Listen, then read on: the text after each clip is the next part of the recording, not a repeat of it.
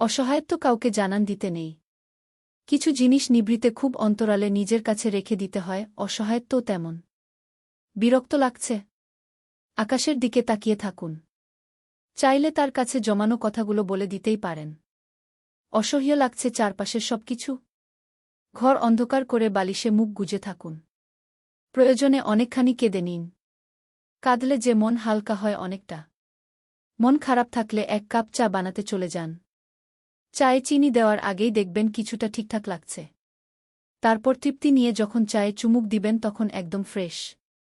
বই পড়ুন, কবিতা ভালো লাগলে আবৃত্তি করুন, গান ভালো লাগলে প্রিয় গান শুনুন, ধর্মীয় সুন্দর লাইন শুনতে পারেন, পোষা প্রাণী থাকলে তার সাথে সময় কাটান। দেখবেন নিজেকে আর নিঃস্ব লাগছে না। জানেন তো, নিজের দুঃখের সময় অন্যের সাথে কাটানোর চাইতে নিজের সাথে কাটানোই ভালো। হয়তো কিছুটা কষ্ট হবে, কিন্তু একটা সময় পরে দেখবেন কেমন স্বস্তি লাগছে। বলছি না মানুষের সাথে মেশা বন্ধ করে দিন। মিশবেন, হাসবেন, কথা বাড়াবেন, কিন্তু নিজের অসহায়ত্বের কথা কখনো বুঝতে দিবেন না। কারণ আপনার অসহায়ত্ব আপনি ছাড়া কেউ কখনো বুঝবে না কিংবা বুঝতে চাইবে না। আর বুঝলে তারা তার সুযোগ নিয়ে আপনাকে চরমভাবে ভেঙে দিবে। হ্যাঁ, এটাই তিক্ত সত্য।